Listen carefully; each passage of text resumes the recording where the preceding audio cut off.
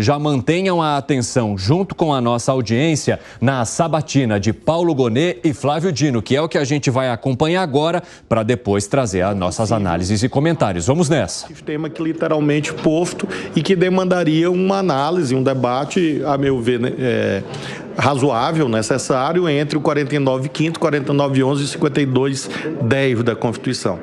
Em relação ao Código Florestal, eu reitero o que disse aqui no início. Sempre tive uma atitude de deferência perante o trabalho legislativo. Não sei se o eminente ex-presidente da Assembleia Legislativa do Maranhão, Otelino Neto, aqui está, mas eu sempre prestigiava a produção parlamentar como governador. Muito raramente colocava vetos, muito raramente mesmo. E, portanto, aqui também em relação ao Ministério da Justiça. Então, a senhora pode ter certeza que em relação a essa lei, ao Código Florestal e outras tantas leis, a minha atitude vai ser sempre de deferência, eventualmente, claro, de busca da sua efetividade, e se houver alguma necessidade de revisão, é claro que isso compete ao Parlamento. Então, essa atitude de deferência e de respeito aos outros poderes, eu sempre tive a vida inteira e vou manter, se eu tiver a honra de passar a envergar outro chapéu, como a senhora disse, ou quem sabe resgatar essa toga de 17 anos atrás. Vossa Excelência fez alguma pergunta para o doutor Paulo? Doutor Paulo. Diga lá. Obrigado.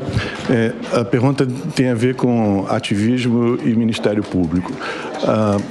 O que eu posso esclarecer para a Vossa Excelência e para os seus pares é que é a minha convicção de que quem elabora políticas públicas são as pessoas escolhidas pelo povo para esta função.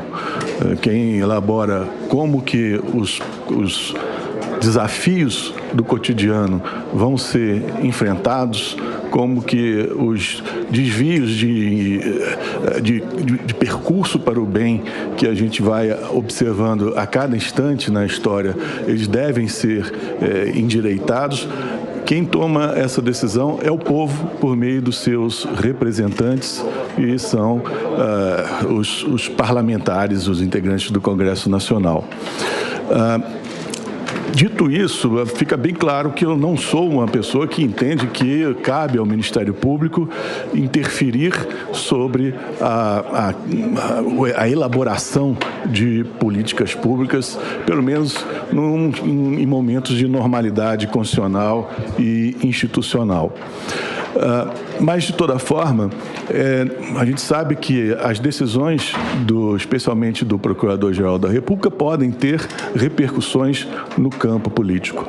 E, por isso, eu reitero agora o que eu venho afirmando a todos os senhores senadores, que a Procuradoria-Geral da República, se eu merecer a confiança de Vossas Excelências, a Procuradoria-Geral da República estará sempre aberta para ouvir o que os senhores parlamentares, o que os representantes do povo têm a dizer sobre assuntos que estão na pauta da Procuradoria. Há informações sobre repercussões sociais, repercussões políticas de certas atividades ou de certos atos sob o encargo do Ministério Público, são muito bem-vindas e ajudam a quem ocupa o cargo com o propósito de ser um procurador-geral da República, dos princípios republicanos, do bem da República. Senador, próximo inscrito, senador Exalci Lucas. Presidente, bem, senador Flávio Dino, é um prazer conhecê-lo, porque o Flávio Dino que eu conheci não é esse que acabou de manifestar aqui na comissão. Tudo que Vossa Excelência falou é o que nós esperamos do Supremo Tribunal Federal, com relação à separação dos poderes, à independência dos poderes. Acho importante também a gente gravar realmente essas notas taquigráficas. E uma ideia, senhor presidente, da gente fazer essa sabatina mais vezes no Supremo. Talvez aprovarmos alguma medida para que de pelo menos de 5 em 5 anos, de 8 em 8 anos, eles possam estar aqui renovando a sabatina, porque talvez em função do tempo, muitos esquecem o que foi dito aqui nessa comissão, nessa sabatina. Basta ver aqui o depoimento aqui de alguns senadores, inclusive o senador Magno Malta, que disse isso, que fez a sabatina de vários ministros e que hoje parece que eles esqueceram aquilo que foi dito aqui, que foram colocações que foram feitas aqui. Bem, por que eu digo essa questão que eu conheci o ministro no período da transição, praticamente? Nós somos deputado período pequeno, que eu era suplente na época, mas o conheci na transição. E a forma como foi colocado na transição e durante a intervenção foi um ministro diferente, não é? Mais arrogante, prepotente. Eu fiquei, de certa forma, decepcionado com o tratamento dado à CPMI, e quero dizer aqui que as imagens com relação às câmaras que davam a imagem da Força Nacional, elas não foram remetidas. As imagens que foram entregues aqui foram aquelas que estavam no inquérito da Polícia Federal, e depois, com a repercussão que houve, fez uma nova varredura e enviou novas mensagens. Está aqui os ofícios,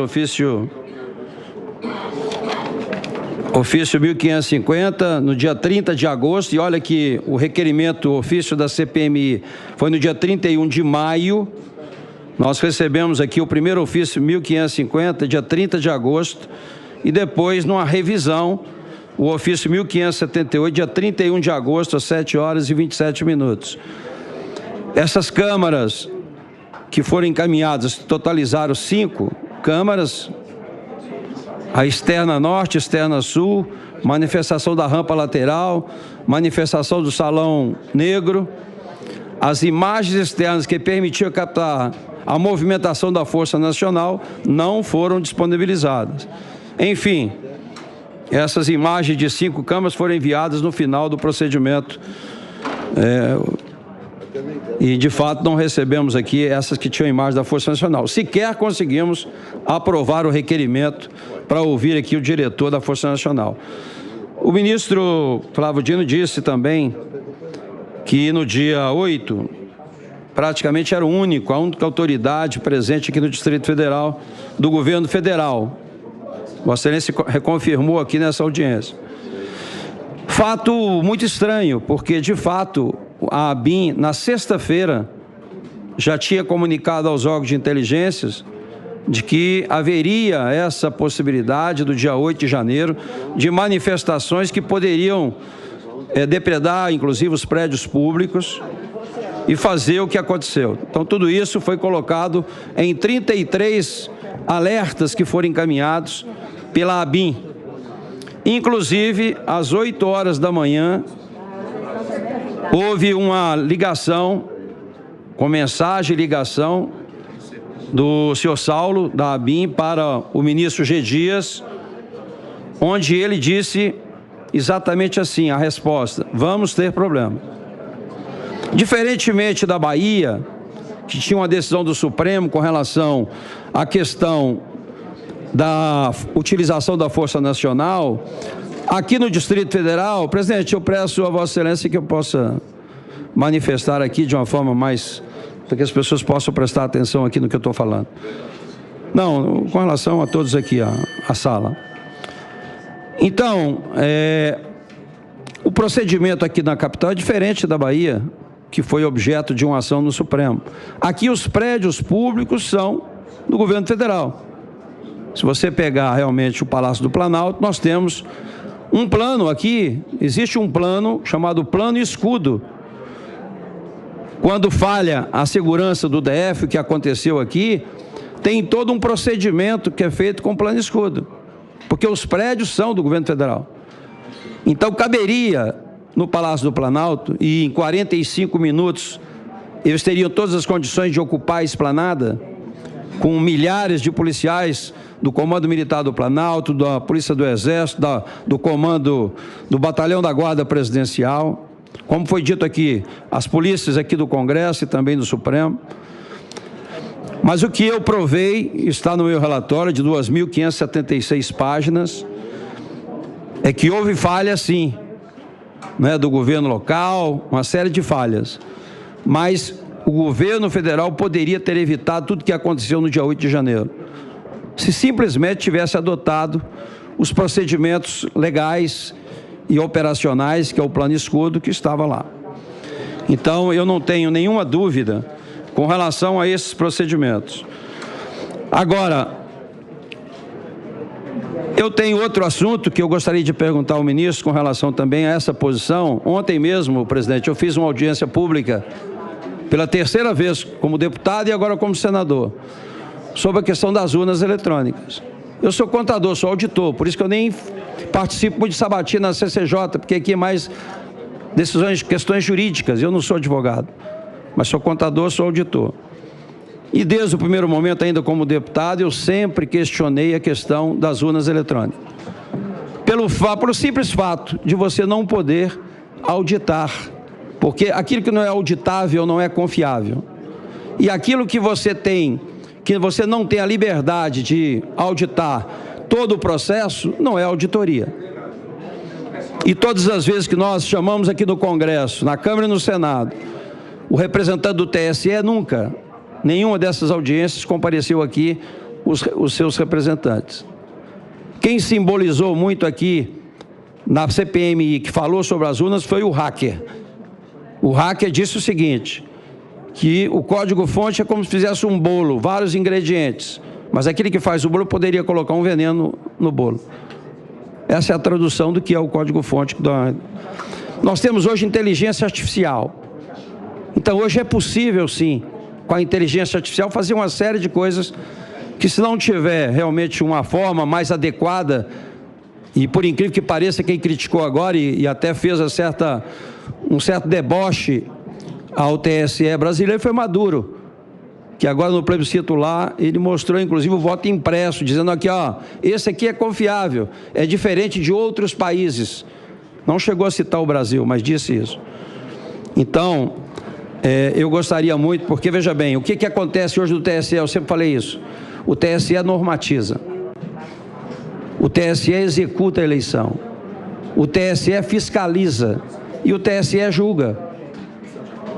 Então, a gente precisa, e eu espero, com a pergunta que faria para o ministro Flávio Dino é essa, lógico, quem está no Supremo tem todas as condições, inclusive na sequência, de ocupar, inclusive, a presidência do TSE. Qual é a posição do ministro com relação a essas questões, né, das urnas, com relação ao processo eleitoral, com relação ao TSE, que hoje não tem um controle externo, que acho que deveria ter. Quem faz não pode auditar, quem faz não pode julgar. Então, a gente precisa separar essas coisas. E os partidos políticos poderiam fazer isso, está na lei. Poderia fazer essa transparência do processo de apuração.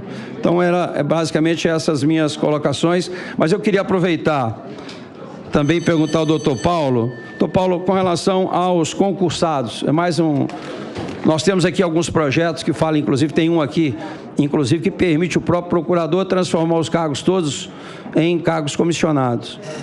Acho que já tem um acordo para votar com um veto disso aí, parece que tem um acordo disso aí, mas nós temos ainda alguns concursados que vence agora em função da pandemia, ele vence agora em setembro. Vossa Senhoria deve já ter conhecimento, Vossa Senhoria conhece, qual é a visão e qual é a posição de Vossa Senhoria com relação ao chamamento dessas pessoas que estão vencendo agora em setembro de 2024, com relação aos concursos que foram feitos pelo Ministério Público. Essas minhas indagações, presidente. Doutor Paulo, com a palavra. Obrigado, senador. Com relação a esses concursos públicos, novamente vai ser um tema que eu vou enfrentar se vier a ser aprovado aqui no Senado.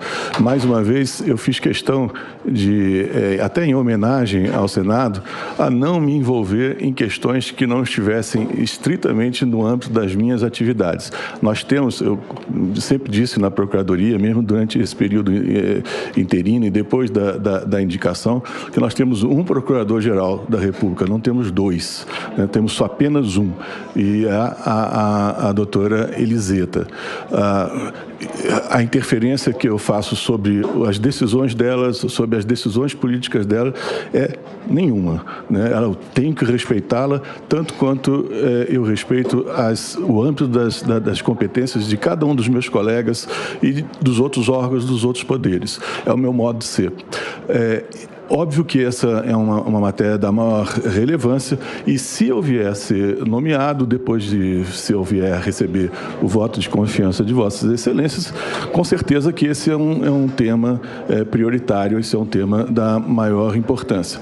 Ainda assim, como é um tema que está aqui sobre o debate de Vossas Excelências, se eu tiver alguma coisa para apresentar, vai ser apenas vão ser apenas notícias técnicas, porque o meu respeito pela deliberação de mérito de Vossas Excelências é total.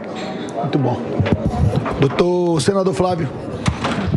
Eu apenas reitero que está lastreada na ACO 3427 as decisões que tomei, como já tive a oportunidade de explicar ao senhor no seu gabinete. E não há, nesse precedente, nenhuma distinção entre Estado e Distrito Federal, porque a regra constitucional é a mesma. Quem comanda as polícias militares são os governadores, inclusive o governador do Distrito Federal. Isso é regra expressa da Constituição, artigo 144. Então, não é possível, à luz da decisão do Supremo e da própria lei, que eu, por exemplo, colocasse a Força Nacional dentro do Senado, sem autorização do presidente do Senado, assim como na Câmara, assim como no Supremo e mesmo no Planalto, porque a competência não é nossa e sim do Exército. E na esplanada, como eu mostrei ao senhor, o secretário em exercício naquele momento, e eu já expliquei isso tudo ao senhor no seu gabinete, o secretário em exercício de Segurança do DF deu anuência exclusivamente para o Ministério da Justiça e a Polícia Federal. E eu não posso fazer intervenção federal porque eu não sou ditador. Então, eu não poderia fazer uma intervenção federal que cabe, à luz do artigo 34 da Constituição, ao presidente da República com aprovação do Senado Federal.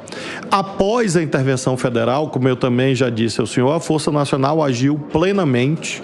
Eu tenho fotos, imagens, relatórios que foram entregues à CPI junto com todas as imagens da frente do Ministério, do lado direito, do lado esquerdo, da parte de trás e da entrada do Ministério, que eram as imagens disponíveis. Não houve qualquer controvérsia relevante, a CPI já encerrou, eu me imagino que não vai ser possível a sua revisão, e na sede judicial o STJ negou a liminar que foi pedida por alguns sobre essa história das imagens, de modo que não há qualquer alteração entre aquilo que eu já tive a oportunidade de mencionar. Vossa Excelência tem réplica. Não, eu só reforçaria a questão do TSE, das urnas, se tem algum comentário. Evidentemente, o que eu estou dizendo é o seguinte, eu participei da CPMI, eu tive acesso aos documentos. O que eu estou dizendo é que as câmaras que dão as imagens da Força Nacional não foram recebidas na CPMI, só isso. Foram 5 câmaras, mas essas que davam... mostrava a imagem da Força Nacional, não estava no contexto e tal. Mas se puder falar sobre a questão das urnas, para mim é importante. Senador Flávio, deseja? Sobre as urnas, esse debate já ocorreu exaustivamente no país. Como disse, desde 1996 elas são usadas, estão em permanente aperfeiçoamento, e o senhor, como auditor, ao consultar as normas, verá que há uma ampla auditabilidade hoje. Desde a auditoria eletrônica, também é feita pelos partidos, a TEFTs. Então, eu imagino que esse sistema que me elegeu, que elegeu o senhor, é um sistema hoje, sem dúvida, seguro, com os aprimoramentos que foram feitos pelo TSE.